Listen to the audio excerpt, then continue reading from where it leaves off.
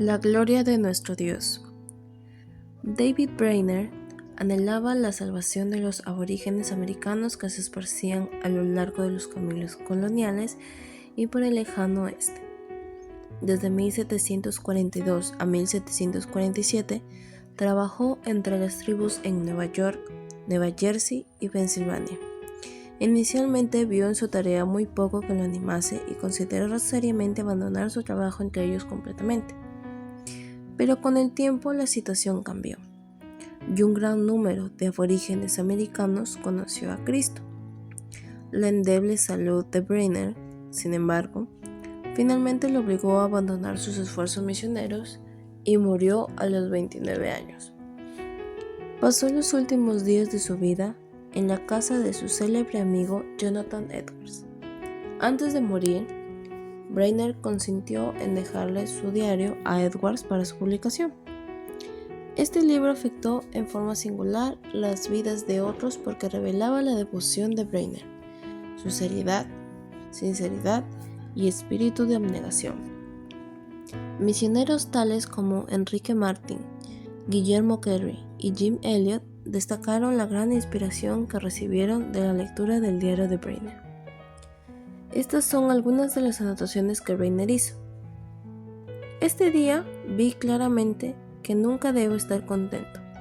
Sí, que el mismo Dios no pueda hacerme feliz, a menos que pueda tener la capacidad de agradarlo y glorificarlo para siempre.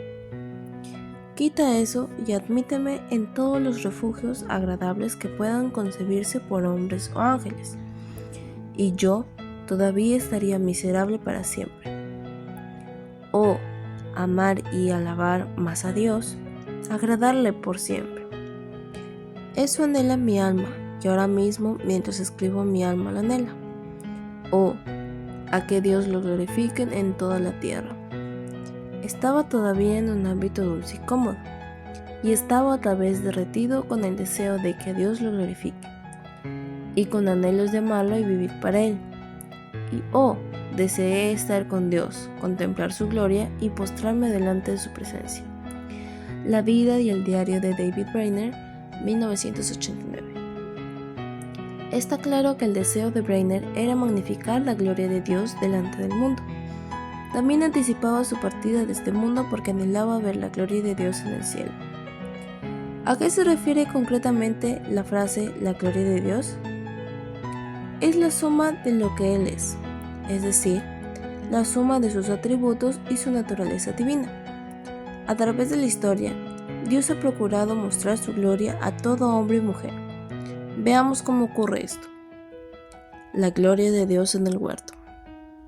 La gloria de Dios estaba presente en el mismo comienzo del huerto del Edén. Allí manifestó a sí mismo a Adán y a Eva, quienes vivían en su presencia y disfrutaban de la comunión con Él. Es probable que Dios les revelase su gloria a ellos de una manera visible. Veamos a través de las Escrituras que cuando Dios deseaba revelarse a ciertas personas, lo hacía a través de una luz brillante llamada Shekinah. Ese es un vocablo hebreo que significa habitar o residir con alguien. Dios le revelaba su gloria para que pudiesen reconocerlo como el Dios glorioso que es y para que le diesen el respeto que merece. Desafortunadamente, esa manifestación de la gloria de Dios era solo temporal. Cuando Adán y Eva pecaron, oyeron la voz de Dios, Jehová, que se paseaba en el huerto, al aire del día. Y el hombre y su mujer se escondieron de la presencia de Jehová, Dios, entre los árboles del huerto. Génesis 3:8. La caída rompió la comunión con Él, y ellos ya no se deleitaban en su presencia. Además, Dios expulsó a Adán y a Eva del huerto porque ellos ya no eran aptos para estar donde estaba su gloria. Incluso, Dios puso a un ángel con una espada en la entrada del huerto para mantenerlos fuera. La única manera que podían volver a la comunión de Dios era mediante el juicio. A la postre, hay solo una manera en que la humanidad caída puede disfrutar de la comunión con Dios, y es a través de Jesucristo. porque Él padeció el juicio de Dios en nuestro lugar. La gloria de Dios en el monte Sinaí. Dios también reveló su gloria a Moisés. Aunque lo comisionó para guiar a Israel a la tierra prometida, esa idea lo atemorizó. Éxodo 33 del 12 al 13. El Señor le respondió así: Mi presencia irá contigo, y te daré descanso. Versículo 14. El vocablo hebreo que se traduce como descanso no se refiere al cese de la actividad, sino a la protección y a la bendición. El Señor prometió que estaría con Moisés y que supliría para las necesidades y la seguridad de su pueblo. Muéstrame tu gloria. Aunque la respuesta del Señor, sin dudas, animó a Moisés, aún así éste quería alguna clase de prueba visible para verificar que el Señor en realidad estaría con él. Por lo tanto, hizo esta petición. Él entonces dijo: Te ruego que me muestres tu gloria. Versículo 18. Moisés pedía poder ver a Dios. El Señor le contestó: Yo haré pasar todo mi bien delante de tu rostro, y proclamaré el nombre de Jehová delante de ti, y tendré misericordia del que tendré misericordia, y seré clemente para el que será clemente. Versículo 19. Esa fue una maravillosa respuesta para la petición de Moisés, porque era la promesa de Dios poner todos sus atributos abiertamente delante de Dios. Entonces el Señor explicó cómo haría esto.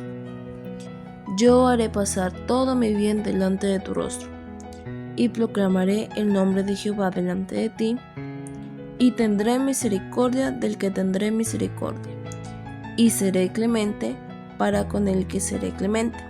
Dijo más: No podrás ver mi rostro, porque no me verá hombre, y vivirá. Y dijo aún Jehová: He aquí un lugar junto a mí, y tú estarás sobre la peña, y cuando pase mi gloria, yo te pondré en una hendidura de la peña, y te cubriré con mi mano hasta que haya pasado. Después apartaré mi mano y verás mis espaldas, mas no se verá mi rostro. Versículos del 19 al 23. El Señor iba a cubrir a Moisés con su mano mientras su gloria pasaba. De esa manera, Moisés no vería su rostro. ¿Qué es la esencia de su ser? Las Escrituras dicen que nadie jamás ha visto el rostro del Señor. Juan 1:18, 6 y 46 y 1 de Juan 4:12. Si alguien lo hiciere, se consumiría. Cuando el Señor quitó su mano, Moisés vería la espalda del Señor. ¿Qué representa su espalda? El resplandor de la gloria de Dios. Por supuesto, Dios no tiene realmente un rostro, manos o espalda. Como se ha indicado con anterioridad, la Biblia describe al Señor con términos humanos para acomodar nuestro entendimiento finito. Quizás el resplandor de Dios es como la brillantez del sol. Nadie ha visto jamás al sol en sí. Vemos las llamas gaseosas que saltan de la superficie solar. Si pudiésemos acercarnos lo suficiente para ver el sol, nos consumiríamos, puesto que es tan devastador y brillante. ¿A qué sería Dios semejante?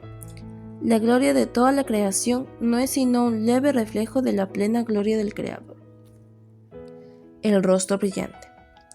El Señor entonces instruyó a Moisés diciendo: Prepárate, pues, para mañana, y sube de mañana al monte de Sinaí, y preséntate ante mí sobre la cumbre del monte, y no suba hombre contigo, ni aparezca alguno en todo el monte, ni ovejas, ni bueyes pascan delante del monte. Éxodo 34, 2 y 3. Cuando Moisés llegó a la cumbre del monte, Jehová descendió en la nube y estuvo allí con él, proclamando el nombre de Jehová. Versículo 5. En cumplimiento de su anterior promesa, el Señor pasó por delante de Moisés, y esto fue lo que ocurrió.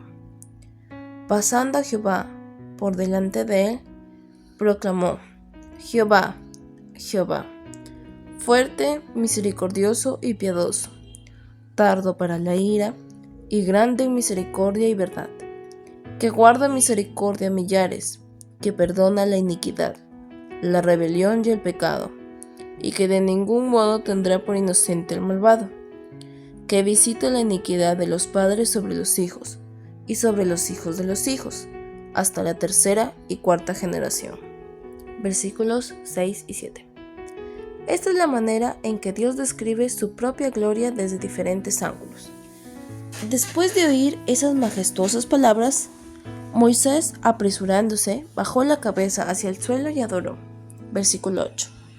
Durante 40 días Dios reveló su ley a Moisés cuando finalmente descendió del monte Sinaí. No sabía que la piel de su rostro resplandecería, después de que hubo hablado con Dios.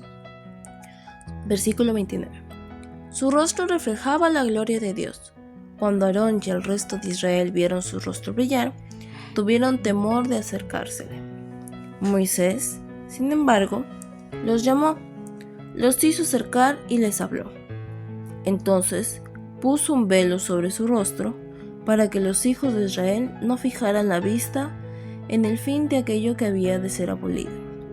2 Corintios 3:13. La gloria no duró. Eso me recuerda cierta ocasión en la que fui con mis padres a un parque de atracciones cuando era un muchacho. En el parque había una tienda que vendían objetos que brillaban en la oscuridad. Pensaba que eso era lo más grande que había visto en el mundo. Puesto que mis padres dijeron que podían comprarme uno, entré. Las luces estaban apagadas y todo brillaba. Era fantástico. Escogí entonces algo que de verdad me gustaba, algo que brillaba con diferentes colores. Cuando regresé a casa, esperé hasta que oscureciera para sacar el objeto de su casa. Después de quitarle la envoltura, puse la figura sobre mi cómodo, pero no había brillo. Pensé, nos han robado. Mi padre, que había observado todo, me dijo, ¿sabes por qué tu figura no brilla? Porque no tiene luz propia. Papá acercó entonces la figura a la luz más o menos durante 1 minuto y entonces me la devolvió. En ese momento brilló, pero después de aproximadamente 1 hora ya no brillaba más. De igual manera, Moisés no tenía ningún brillo o luz propia. Por lo tanto, Dios decidió hacerlo bajar del monte con un pequeño resplandor de su propia gloria. La gloria de Dios en el tabernáculo. Dios también reveló su gloria en el tabernáculo. Éxodo 40:34. El tabernáculo incluía el lugar santísimo, que contenía el arca del pacto. Sobre el arca del pacto estaba el propiciatorio, donde el sumo sacerdote rociaba la sangre una vez al año como expiación por los pecados del pueblo. Era sobre el propiciatorio donde habitaba el Shekinah de Dios, porque Dios dijo a Moisés, y de allí me declararé a ti, y hablaré contigo sobre el propiciatorio. De entre los 2 querubines que están sobre el arca del testimonio, todo lo que yo te mandare para los hijos de Israel. 25-22. Otro recordatorio de la gloria de Dios para el pueblo era el campamento de Israel durante los 40 años de peregrinación. Todas las veces que el pueblo se detenía para acampar, los sacerdotes debían ocupar el lugar más cercano al tabernáculo. Justo después de los sacerdotes estaban las familiares de los levitas, mientras que el resto de las 12 tribus ocupaba el círculo externo. El tabernáculo estaba situado en el mismo centro de las tribus. ¿Por qué semejante arreglo? Era para ayudar al pueblo a centrarse en la gloria de Dios en medio de ellos. La gloria se levantaría hacia el cielo cuando Él quería que ellos se pusiesen en marcha y descendería cuando quería que ellos acampasen. La gloria de Dios en el templo. Después que Salomón terminó el templo, que era una estructura permanente para reemplazar el tabernáculo, la nube llenó la casa de Jehová, y los sacerdotes no pudieron permanecer para ministrar por causa de la nube, porque la gloria de Jehová había llenado la casa de Jehová. El templo era un edificio grandioso, sin paralelo en el mundo. Desde allí, Dios le decía al pueblo una vez más, contemplen mi gloria, céntrense en ella, reconozcan quién soy y ofrézcanme la reverencia y la adoración correcta. Aunque el templo lo edificaron para glorificar a Dios, el pueblo no lo honró como debieron haberlo hecho. Eso es especialmente evidente en los días de Ezequiel. En una sorprendente visión, ese profeta describe la idolatría pagana que tenía lugar en el templo y que él presenció. Ezequiel 8 del 2 al 17. La nación se había deteriorado rápidamente desde los días de Salomón.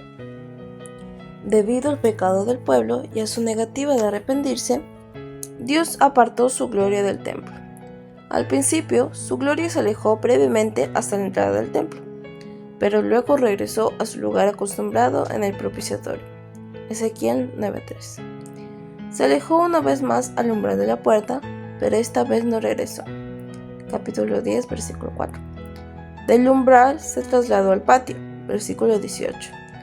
Transportada en las alas de los ángeles, la gloria de Dios entonces se trasladó a la puerta del lado oriental del templo. Finalmente, la gloria de Jehová se elevó de en medio de la ciudad y se puso sobre el monte que está al oriente de la ciudad. Capítulo 11, versículo 23. Era evidente para todos ver que Dios estaba abandonando su ciudad a causa del pecado. Escrita sobre Israel estaba la palabra Ichabod, que significa la gloria se ha marchado. La gloria de Dios en Jesucristo. El Evangelio de Juan comienza así: en el principio era el Verbo, y el Verbo era con Dios, y el Verbo era Dios, ya que el Verbo fue hecho carne y habitó entre nosotros. Y vimos su gloria, gloria como del unigénito del Padre, lleno de gracia y de verdad. Capítulo 1, versículo 1 y versículo 14. Pero cuando Jesucristo vino al mundo, su gloria se vio velada. Él estaba entre los hombres, pero la mayoría no sabía quién era. Isaías profetizó: subirá cual renuevo delante de él, y como raíz de tierra seca, no hay parecer en él, ni hermosura le veremos, mas inatractivo para que le deseemos. Isaías 53:2. Cristo dijo a sus discípulos, sin embargo: en su segunda venida, el Hijo del Hombre vendrá en la gloria de su Padre con sus ángeles, y entonces pagará a cada uno conforme a sus obras. Mateo 16:27.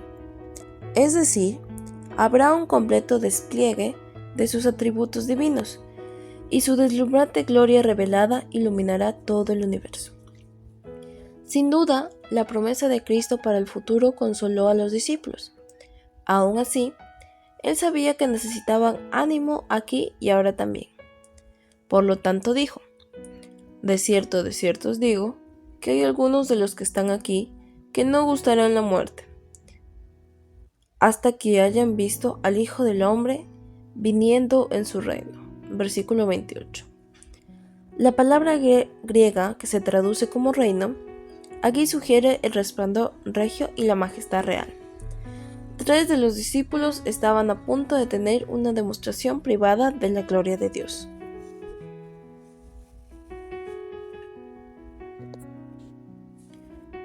Seis días después, Jesús llevó a Pedro, a Jacobo y a Juan a un monte en alto, y se transfiguró delante de ellos, y resplandeció su rostro como el sol, y sus vestidos se hicieron blancos como la luz. 17:2. Su apariencia cambió completamente. La gloria de Dios irradió de adentro hacia afuera. La luz dentro de él se manifestó tan brillante como el sol. Años después, Pedro dio este testimonio: porque no os hemos dado a conocer el poder y la venida de nuestro Señor Jesucristo, siguiendo fábulas artificiosas, sino como habiendo visto con nuestros propios ojos su majestad. Segunda de Pedro 1:16. Juan se refería a la misma cosa cuando dijo: y aquel Verbo fue hecho carne, y habitó entre nosotros, y vimos su gloria, gloria como el unigénito del Padre, llenos de gracia y de verdad. Juan 1:14. ¿Qué vieron esos discípulos? La abrasadora gloria de Dios. Ahora, La gloria de Dios se despliega en Jesucristo, en la Iglesia. A Él sea la gloria en la Iglesia en Cristo Jesús para todas las edades, por los siglos de los siglos. Amén. Efesios 3:21.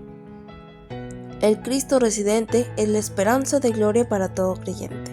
Colosenses 1:27. Porque Dios, que mandó que de las tinieblas resplandeciese la luz, es el que resplandeció en nuestros corazones, para iluminación del conocimiento de la gloria de Dios en la faz de la tierra. Pero tenemos este tesoro en vasos de barro, para que la excelencia del poder sea de Dios y no de nosotros. 2 Corintios 4, del 6 al 7. Nuestro propósito en la vida no es vivir para nosotros mismos, sino radiar la gloria de Dios. Si pues coméis o bebéis, o hacéis otra cosa, hacedlo todo para la gloria de Dios. 1 Corintios 10:31. Ese es un versículo por el cual vivir. Debemos tener un deseo ardiente de hacer todo lo que podamos para ver que Dios recibe la gloria que merece. ¿Cómo revelará Dios su gloria en el futuro? Como ya se ha observado, habrá una manifestación sin paralelo de su gloria en la segunda venida. Nuestro Señor Jesucristo vendrá en las nubes del cielo con poder y gran gloria. Mateo 24:30. Su gloria abrasadora cegará al mundo y los incrédulos dirán a los montes y a las peñas: caed sobre nosotros y escondednos del rostro de aquel que está sentado sobre el trono y de la ira del Cordero. Apocalipsis 6:16. Cristo destruirá a sus enemigos y recibirá el cetro del trono de David, y reinará con poder y gloria como Rey de Reyes y Señor de Señores. Y toda lengua confiese que Jesucristo es el Señor, para gloria de Dios Padre. Filipenses 2:11. El Rey David habló de la gloria de Cristo así: alzad, oh puertas, vuestras cabezas, y alzaos vosotras, puertas eternas, y entrará el Rey de gloria. ¿Quién es este Rey de gloria? Jehová el fuerte y valiente, Jehová el poderoso en batalla. Alzad, oh puertas, vuestras cabezas, y alzaos vosotros, puertas eternas, y entrará el Rey de gloria. ¿Quién es este Rey de gloria? Jehová de los ejércitos. Él es el Rey de la gloria. Salmos 24, del 7 al 10. El estado final del cielo también se llenará de su gloria, porque la ciudad no tiene necesidad de sol ni de luna que brillen en ella, porque la gloria de Dios la ilumina, y el Cordero es su lumbrera. Apocalipsis 21:23. El brillo de Dios ilumina la ciudad. El apóstol Juan, al ver un anticipo de su gloria, proclamó: vi también a otro ángel que subía de donde sale el sol, y tenía el sello del Dios vivo, y clamó a gran voz a los 4 ángeles, a quienes se les había dado el poder de hacer daño a la tierra y al mar. Apocalipsis 7:2. ¿Está usted dispuesto a reproducir ese amén al vivir su vida para la gloria de Dios?